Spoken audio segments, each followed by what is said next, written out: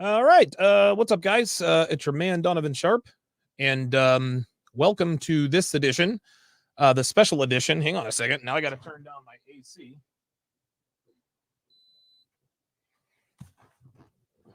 Welcome to this special edition of TSR Primetime. I'm told my assistant, Heather, Heather sent Coach White Pill the link. Let me see what time she sent it. She sent the link 10 minutes ago, and I know that Coach White Pill lives in Vietnam.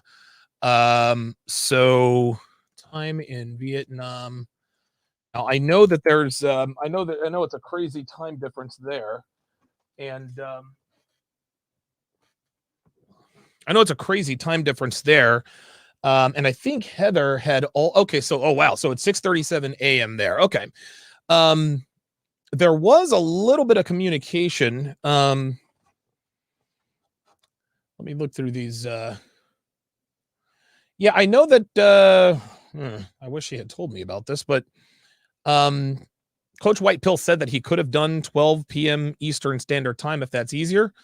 But obviously, she didn't respond to that. She's been out for a couple of days, not COVID related. So I guess what I'll do is, all right. Well, I guess what I'll do is I'll wait on him. If it's 6:30 in the morning out there, I'm not going to hold it against him if he overslept. It is what it is. And as far as I know, the last time I heard from him was 2 days ago, or the last time Heather rather heard from him was 2 days ago. So this was when he suggested, hey, we can do this at 12 Eastern if that's easier for you. So what I'm going to do is in the interim, what I'm going to do is I am going to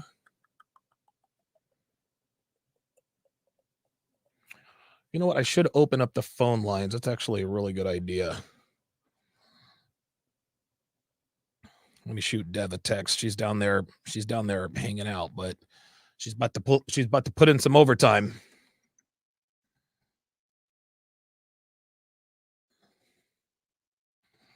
So yeah, what I'll do is I'll go ahead and open up the phone lines.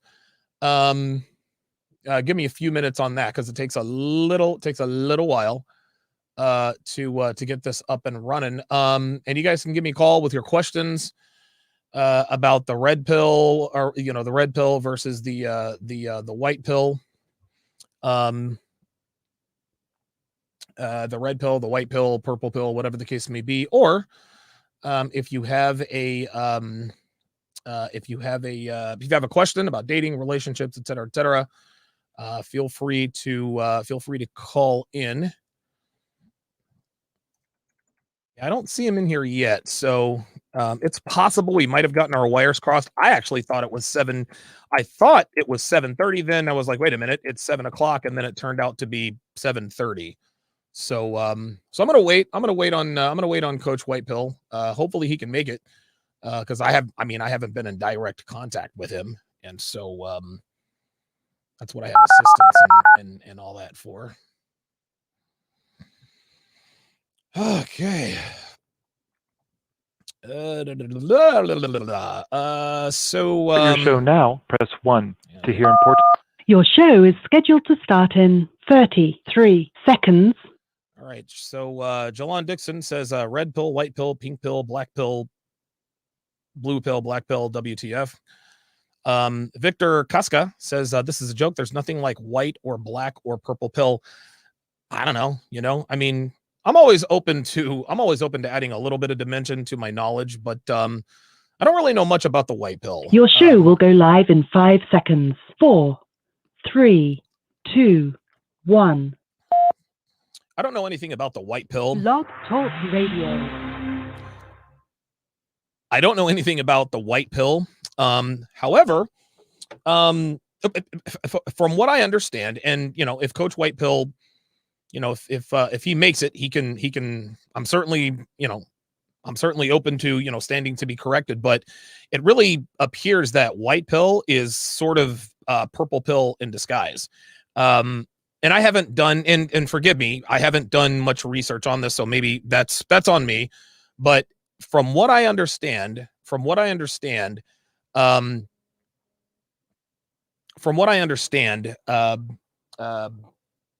uh, white pill, and they haven't said that they're purple pill, but it would appear that the white pill, you know, the ideas they espouse are the purple pill. So, and of course, you know, we define purple pill, and we're gonna have to get away from all this red pill vernacular because it's evolved. It's evolved so many times over the years. We can't even really call it red pill anymore. But sticking with the vernacular that everyone is familiar with. From what I understand, I watched Coach Red Pill's cover video, his trailer video on his channel, and they're taking the best from all the pills. So they're taking the best from the red pill, the blue pill, and all that, and throwing them all together. And that sounds purple pill to me. Now, is being purple pill bad? I don't know. Is it good? Is it bad? I don't know. But I can tell you this: being purple pill, that leaves you more open to being taken advantage of by women. A lot of people don't like this community simply because of the way we say things, you know. And Coach White Pill and Kevin Ray Wilder, you know, have both said, listen, man, it's all about negativity and this and that and the third. And I think they're probably talking more about the black pill guys. Maybe they don't realize that yet, but they're probably talking more about the black pill guy. So that's why I wanted to have this discussion, just so that I could tell him, listen, I don't know about other red pill communities or black pill or whatever, but this is what I teach my guys. And hopefully we can both add some dimension in the way of our opinions. But I know that this way is, I know that what I teach works, and it works well. And the reason why it works is because it deals with hard and fast truths. Honestly, man, the reality about today's dating market, the reality about the way women operate today, it's not pretty. It's not pretty. It's ugly. It's very, very harsh. It's, you know, for lack of a better term, it is a tough pill to swallow. As Kyle 2020 on the Sharp Stream side is, you know, has raining pills.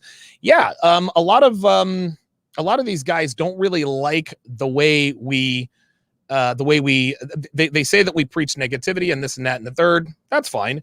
They can think whatever they want. And of course it's easy to paint us all with that broad brush.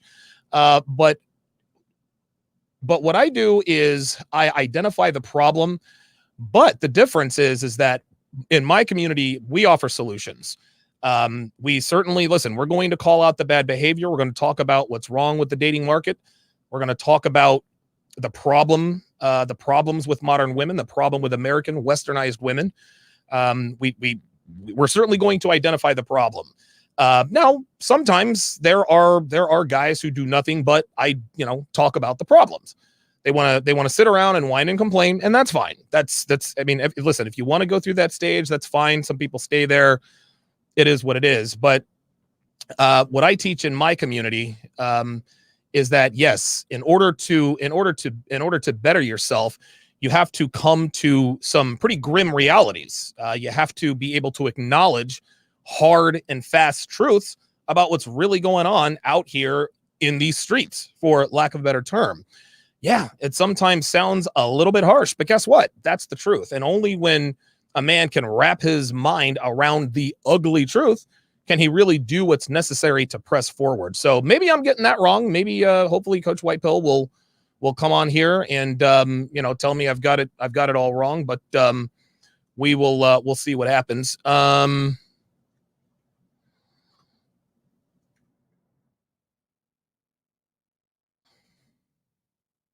Right. So while I'm waiting for Deb to get in there, start screening phone calls. Let me read some of your chats here. I've left it all open. I've left the chat open. So guys, please don't, no all caps. Like, guys, like, let's be grown-ups. Let's if you're gonna type in one sort of font, just go all lowercase. Don't go all capital letters. Let's see. King Life says, from what we've seen with Wilder, white pill is way more blue than purple. I don't know, maybe. I suppose that's a fair assessment.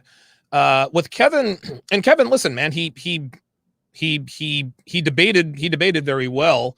But it sounded to me that in the end he didn't really like the way I said things. He didn't like me speaking in absolutes.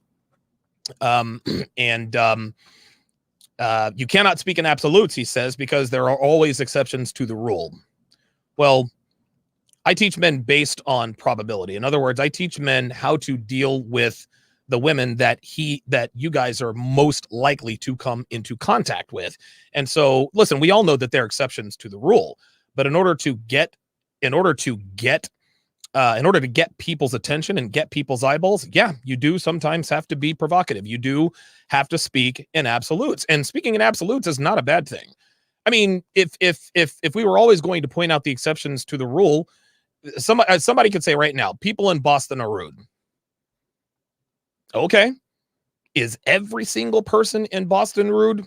No, of course not. I'm sure that there are some very lovely people that live in Boston, no matter how terrible I think the accent is. However, it is a fair assessment. The reason why people think people in Boston are rude is because there are enough people to make that generalization about that city. People always say, "Oh my God, you're speaking in generalizations." The world revolves on generalizations. That's just how it is. Homeless people are broke. Well, not really. Well, I'm sure that there's a homeless person that's got a few $100 in his pocket, but again, that's probabilities versus possibilities. So this is why we speak in absolutes, to get the point across, to get the message across. Pointing out the exceptions to the rule, I think, is a disingenuous, not really disingenuous. I think that's a very, Jesus Christ, Devin. Freaking hell, man. Elon Dixon says, oh, wait a minute. Hang on a second. There we go. 11 is in the house. Grizzly Rising says, we only need the red pill. The rest are just fillers. Purple pill as well. Ha ha ha.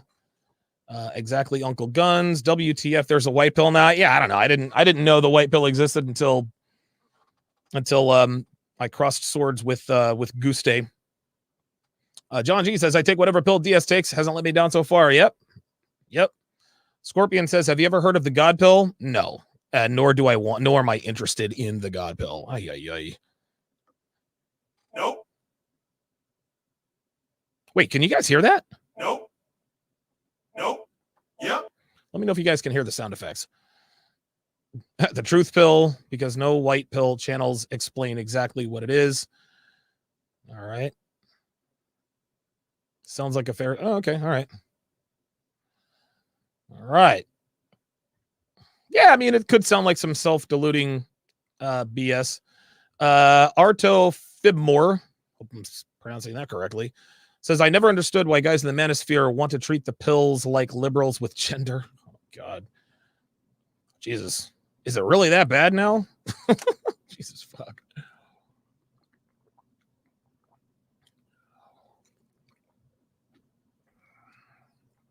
Alejandro says, all these pills and beta, sigma, omega types makes my head hurt. Dude, really? Exactly. Technomage B5 says, those who know what they're talking about get the hashtag results and have the hashtag receipts, Yep. including your boy. Yeah, Lammy Nelson says, so many pills. This is why Big Pharma is still winning. That's funny. I like that. Teddy KGB, $5, says the red pill validated my beliefs and confirmed that I wasn't alone. Red pill content has improved every aspect of my life. Yes, exactly. I don't know, man. I think a lot of these alternate pills are starting to come out. I think maybe they're just trying to carve a niche. To me, it would appear that the white pill is simply maybe making the truth easier to wrap your head around. So the God pill, Jesus freaking Christ. Don't come in here with the religious stuff, guys. Please don't. Please don't. Oh my God. Ammo Shock Troop, $10. I appreciate that super chat. All right, guys, the phone lines are open. Hang on a second. Let me jump in here and do a scrolling thingy. I'm doing this in StreamYard. Where's the scrolly thingy? Banners. There it is. Let's create a banner. Oh, wait a minute. Oh, there it is. Cool. All right. Cool. Very good. I already had that. I already had that up. 516-387-1987. 516-387-1987. If you're calling from outside of the US, dial 001, then 516-387-1987. Like that.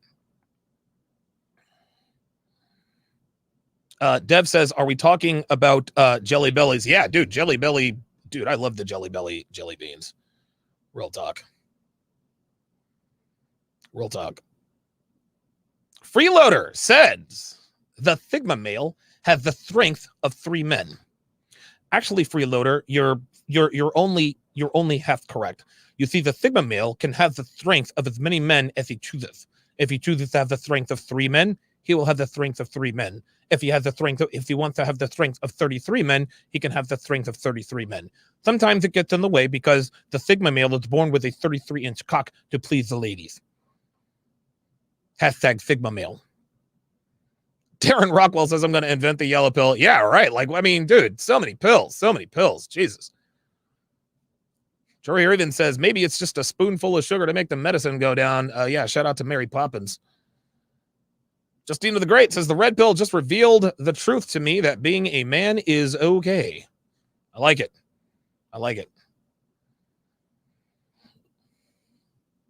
No, there's not. Jelon is like, wait a minute, there's a yellow pill too? No, I don't know. Maybe there is. Maybe there is a yellow pill. I don't know. Beats the hell out of me. Man. Jelon was like, yo, what? Yeah, man. So, Sasuke, I hope I'm Sasuke says, sounds like the white pill. Hang on a second. Says, sounds like the white pill is really just the tone police as a man. If you don't talk harsh to me, it literally goes in one ear and out the other. Yeah, listen, this is the way men communicate. We as men, we communicate frankly. Okay. We communicate very frankly and very, yep, there's the orange pill. Yeah, let's come up with more pills. Listen, I'd like to come up with the magenta pill. That sounds good. Yeah.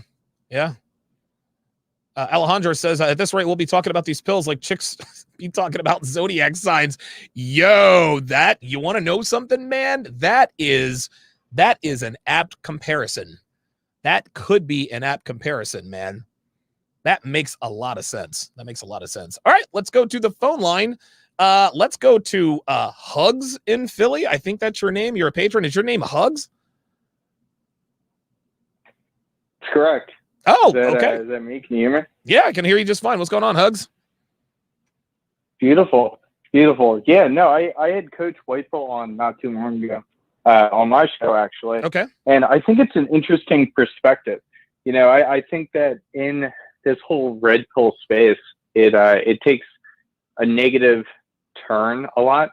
And what they talk about with this white pill thing is like, once you take the red pill, it's like, oh crap, like this is how things actually are.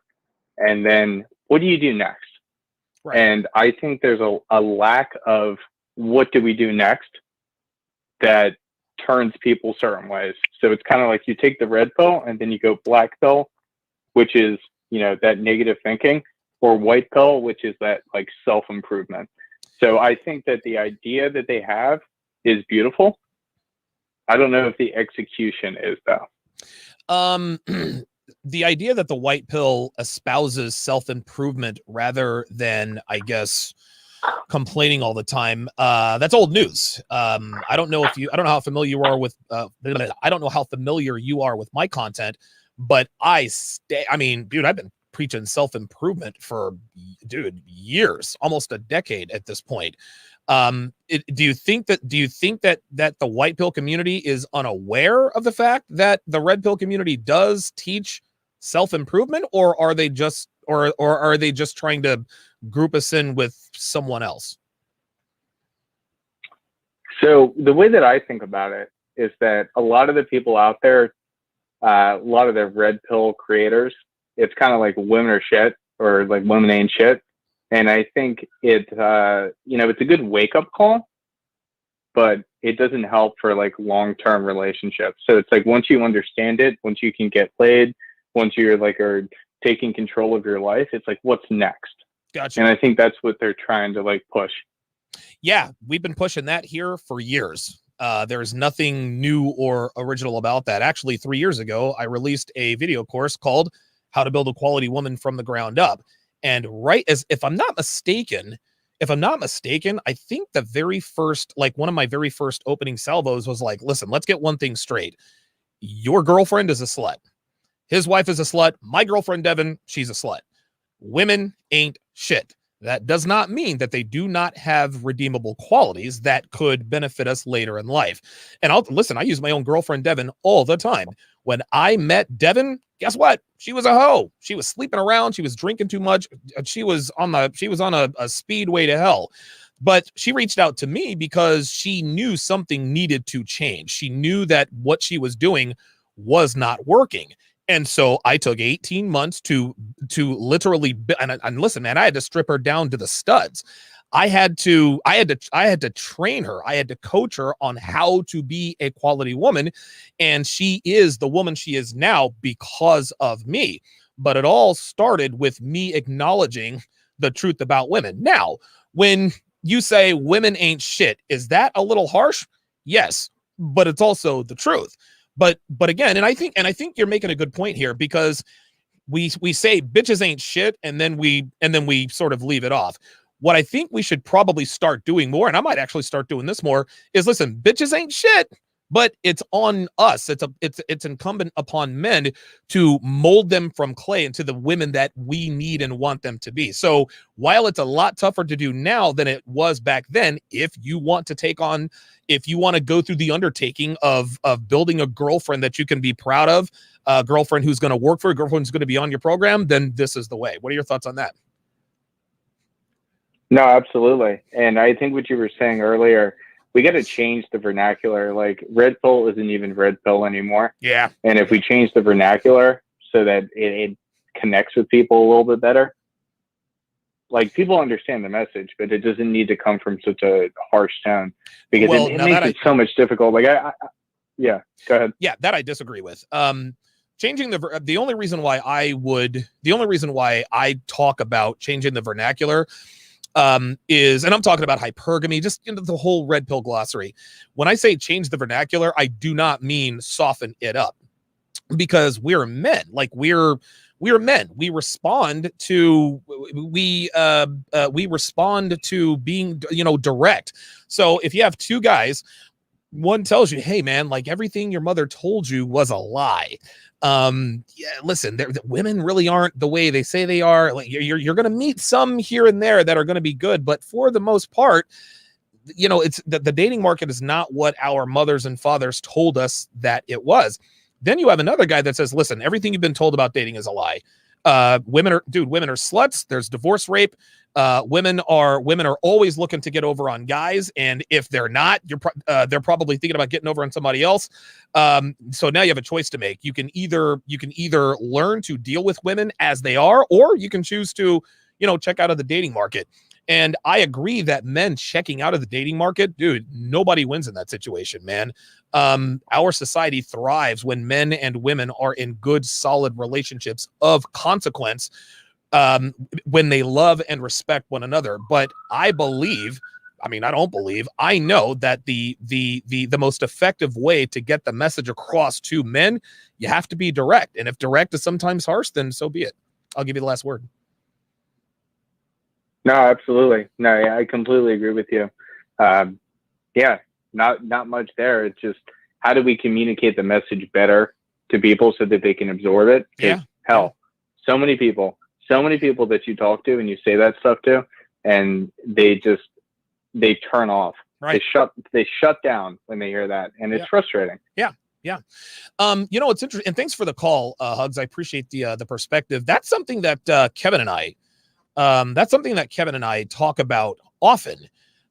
Is the fact that we don't want to soften the message, but we need to be able to communicate the message more effectively. So that we don't want to soften it, but we need a strategy to communicate the message more effectively so that it does resonate with more people. I agree with that. So I appreciate Hugs.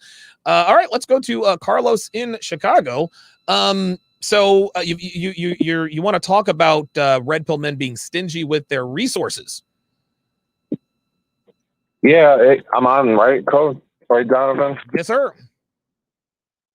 Oh, yeah. I find it, the red pill and, fundamentally, like, to not get burned by women these days, you kind of have to be stingy with your resources because, I know this personally in my life, like I've had exes and, I keep them on ice, they keep me on ice. Yeah. And then you get a text or a call a month or two later asking, hey, let me hold $100. Oh, wow. Hey, let me hold 50. And it's just like, I've smashed them or, I see this a lot, in being a young guy in the dating scene. And I see this a lot, and, with the red pill, like it's probably saved my ass like so many times. Sure.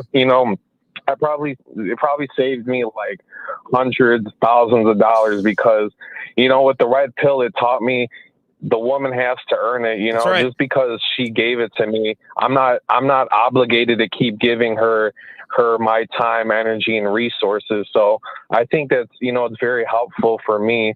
And, like straight up, like I had two women last night text me about holding money. One of them claimed her dad was on life support and I need money. And she ghosted me, like didn't talk to me for months on end. The other, I know she has a boyfriend and she's made it abundantly clear. And she tries to kind of like swindle me in. And I had to, like shut it down because, as a man, you have to be,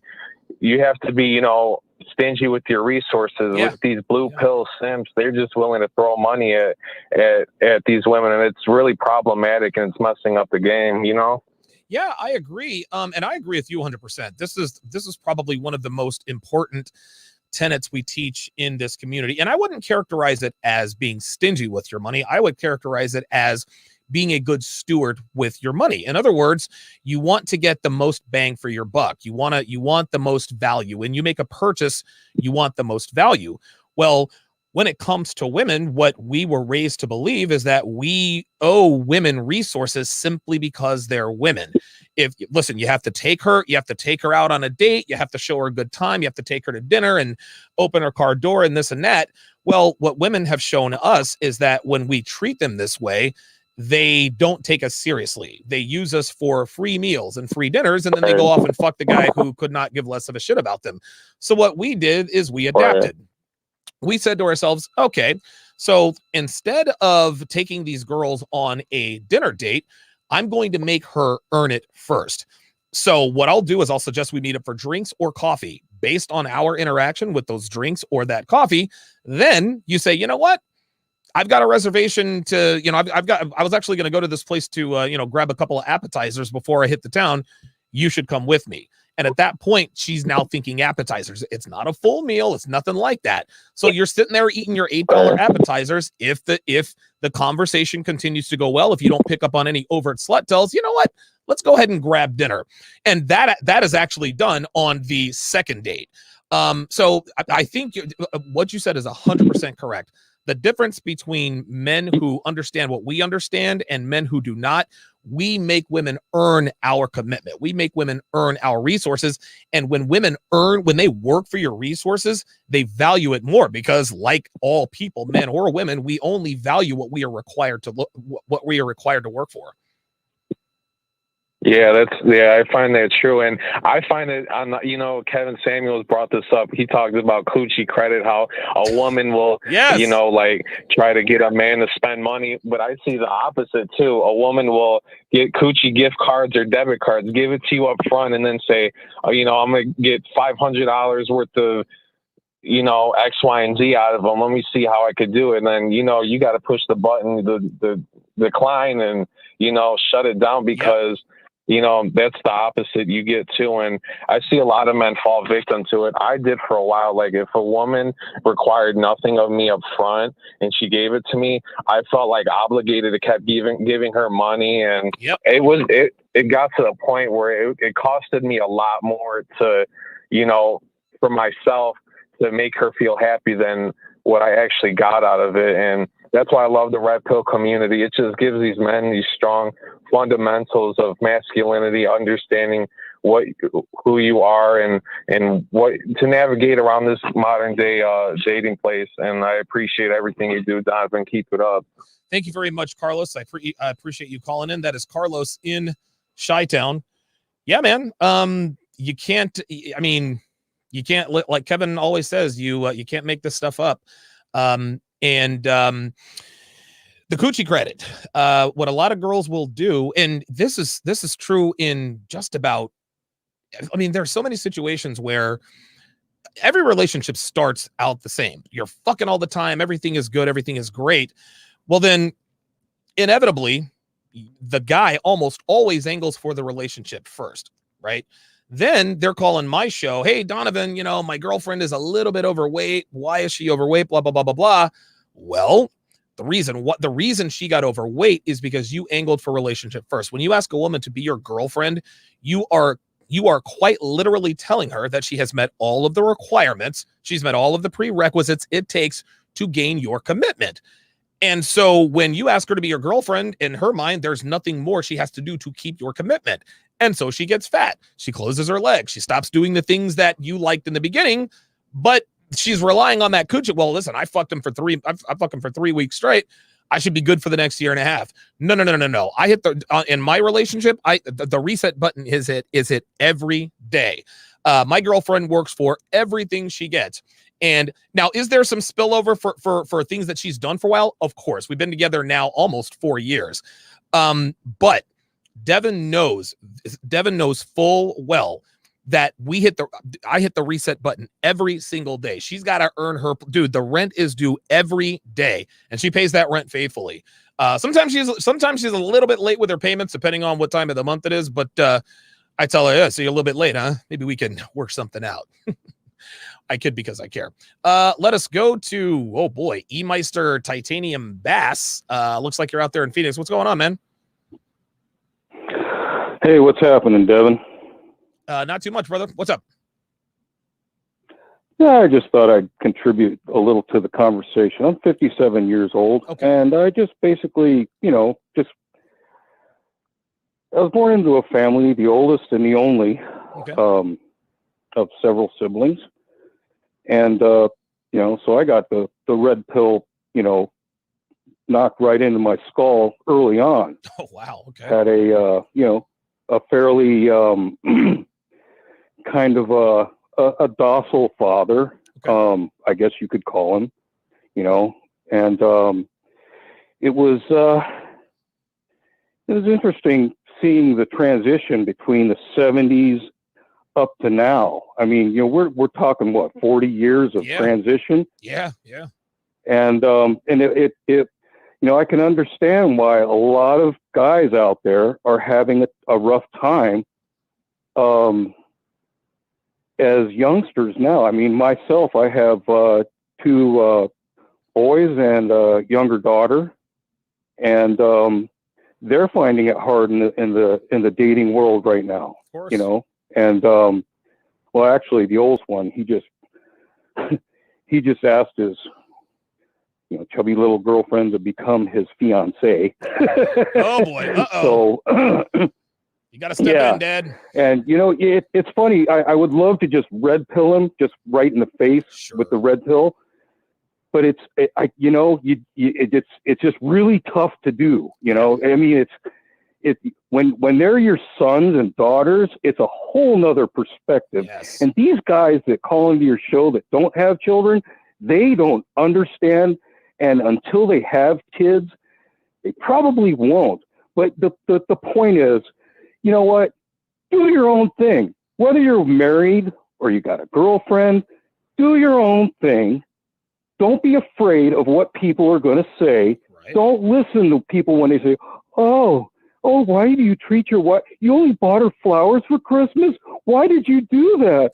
You're such a jerk, you know? Right. I mean, seriously, this is what I've watched it.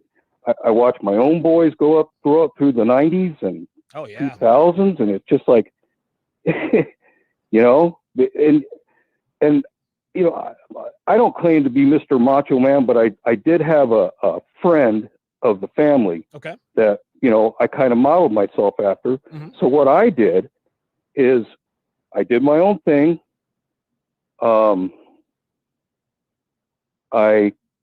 When I turned 22, I joined the service. Okay. So I was an avid lifter out of high school because, you know, I'm not really a huge, I wasn't really a huge, not really a huge stature frame, if you know what I'm saying. Sure. And so, you know, I worked out in high school because I knew I had to. Right. And then I went into the service in '86, and I continued working out. Okay. Smashed all kinds of Oriental chicks around the Orient. There you go. Had my fun.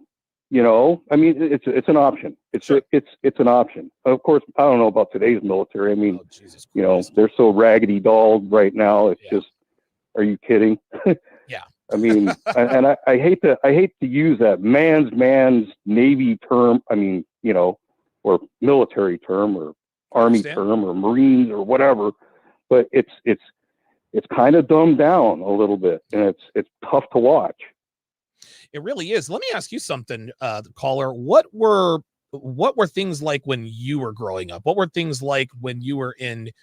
Because, well, let me ask you this: my guess is that you were stateside in your 20s at some point, correct? Until I was 22, somewhere around there. Okay. 22. Right. So what were American women like back when you were in your 20s? I mean, I can't imagine that they were nothing like they are now.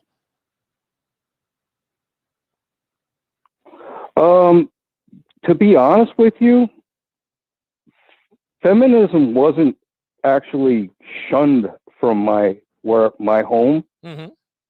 And that's why when I turned 18, I got the fuck out. Yeah, right. I was like, I'm out of here, dude. No more gutted deer garbage cans for me, you know? Right. And you know, so I went out and moved into my own place, did my own thing, hung out with friends. I mean, you know, of course we got in trouble and did all this crazy, stupid shit. As I live in the desert, there's a lot of room to cause trouble and just be a jackass, you know? So that's what we did. Of course. I mean, all that shit that everyone watched on Jackass. I mean, we were those idiots in the desert doing that shit, beating each other up, you know, going home with cuts and bruises and, you know, black eyes. I mean, those were the days though, right? Back now, I mean, you know, now it's like, you know, I feel sad for today's guys, you know, in a way. I mean, and it's really hard for me to watch too. It's just really hard, especially with my boys. My younger boys giving me hope, but you know. Okay. Now, real quick, let me ask you this last question before I move on to the next caller here. So you said your oldest son just proposed to his girlfriend, you said? Uh-huh. Okay.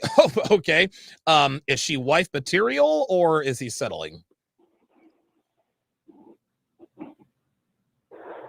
Come on, man. We know. Why are you going to make me say it? Oh dude? my God. You know, it's interesting. He might be listening. I never know. I don't know. He may be listening, you know. That's very, very true. I will say this. and somebody asked in the chat, should we red pill people? And you've clearly listened to me enough to know that you cannot evangelize the red pill. And I know how difficult it must be for you, because guys are like, man, my friend, my cousin, my buddy, I really want to tell him, dude, this is your son. And it must be really, really difficult to just sort of, stand idly by while he makes these, critical mistakes. However, if he ever does reach out to you for advice or for help, man, that's when you can sort of let him in little by little. And if it doesn't spook him out, you can do it from there. I'll give you the last word. Oh, absolutely. Absolutely, sir. Most definitely. Yeah. I'm here. I'm here for both of them. Good. Absolutely. Good. Very good. Well, I appreciate your call, man. Enjoy it out there in the desert, man. I'm jealous of you. Yeah, it's just starting to cool down. Thanks a lot, man. No take care. Mr. Sharp. Man, that dude was out in Phoenix, man. Dude, I fucking loved Phoenix. Jesus Christ. All right, let's go to Jay in Texas. Now, Jay in Texas, you want to talk about traveling the world. And somebody asked me in one of my IG lives the other day, what do you think about Passport Game? I didn't know what Passport Game was, but apparently it's traveling, basically, I guess, being a sex tourist. I don't know why that gets such a bad rap when guys do it, but when girls go to Portugal and Spain and get passed around by Rodrigo and Emilio, that's, eat, pray, love. So what are your thoughts about traveling the world for women? Well, first of all, thank you for all that you do. You're helping a lot of men out. It was introduced to me by a colleague probably about 5 years ago. Just backstory, I'm regular inner city kid that made good. My mom and dad worked hard. Good.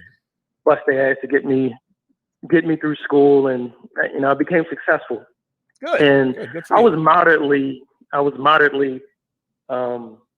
popular in school. So I had some success with women, but not major success. But I found as I ascended, I just had great difficulty dealing with women because I grew up in a traditional home and I was having difficulty finding traditional women. And so my one buddy told me about traveling, and I traveled with him to Latin America. I had a great time. Mm-hmm. But at a certain point, you realize you want something more. So you say to yourself, let's get a regular woman, non-working woman in this country and just, go from there. And so I've actually dated a couple of non-working women mm-hmm. abroad. And I will warn men about that because I don't think men understand sometimes how far-reaching North American culture is and how it has infiltrated their countries. Oh, man. Feminism is a bit more widespread than we would like to believe. So I dated one young lady. She was 11 years my junior. She was an accountant. And initially, she had traditional ways, but the more I interacted with her and saw her, she was a feminist, like closet feminist. And it became difficult for me to date her. And it wasn't singular to her. It was actually a couple of girls that I dated. So I would caution men that think they're just going to hop on a plane and just escape feminism. Yeah, not going to happen. I always say this, Jay. No, it's not. If you can't get laid in America, you can't get laid anywhere. It's not like you can hop a plane and then all of a sudden the bitches. No, women the world over respond positively to conventional masculinity. It doesn't matter. It doesn't matter where you go. If you're in good shape, if you carry yourself well, if you speak with confidence, women are going to be attracted to you. This is anywhere you go. So for any guy who strikes out with American women all the time, he thinks he's going to go to Ukraine or South America and just be up to your eyeballs and, big booty Brazilian bitches. You got another thing coming, man. Yeah. Again, throughout my travels, I've been traveling like a couple of years, and I still see occasionally American women, but I don't take them seriously. But you can go abroad and get your rocks off, but just don't think if you want to go to something deeper, something much more conventional, that you won't have to deal with the tenets of feminism, Yes. because they are there. Whether you go to Latin America, whether you go to East Asia, now it's all relative. Sure. I don't think you deal with it as much as you would here Right. in the States. However, it is it's omnipresent here, but there it is present, not as much, but it's there. Wow. Be forewarned. Jay in Texas has been told, y'all. Jep always talks about, he makes fun of y'all passport niggas and this and that and the third. I'll give you the last word, Jay. What I will say throughout my travels, I have found that the more cooperative women are the women with least amount of education, and then also women that have children. Oh, really? Usually, yes. Usually, the younger, especially the younger women. Right now I'm seeing a girl. She's 17 years my junior, and she has one child, and she's really easy to deal with. One, because I think she's younger and impressionable. Of course. Two, she's not educated, so she can be molded and toward the tenets that I want her to have. Good. Good. But the more educated women are just like American women. Yes. Just like American women, man. There you go, man. Jay in Texas, man. I appreciate you calling in, man. Oh, no problem. And again, thanks for all you do, brother. Absolutely. Thank you for the call. Okay, well, that'll be the last call of the day. All right, so I guess we might have gotten our wires crossed with Coach White Pill. We'll get on here and mix it up another time. I forgot that I didn't realize he lived in Vietnam, the same as Kevin Ray Wilder. And so the time difference there it's just absolutely crazy. But either way, I think it's a very, very good. I think it's a good discussion to have. Yakafara 666 says women abroad are just better at hiding their promiscuity. You better believe it. You better believe it. You are not kidding there. Grizzly Rising says educated equals indoctrinated. Good stuff. WTC Vidman says countries like Argentina have women who are much more feminine and cooperative, but if you bring them here, we all know what would happen. Yes, do not bring foreign women here. They will be corrupted very quickly by women. Ines Noir says, why changed in... Oh, never mind. I thought he was saying something else. Okay, guys. Well, that's going to do it for this, I guess, brief edition. I'll have to change the title and everything. But hopefully we can. I think we got our wires crossed. Maybe some miscommunication. But so I'm going to go take a shower. I'm going to have a couple of glasses of red wine. Maybe have a steak and watch Devin walk around in little to no clothing and heels she can barely walk in. So thank you guys very much for tuning in, and I will see you guys tomorrow. Take care.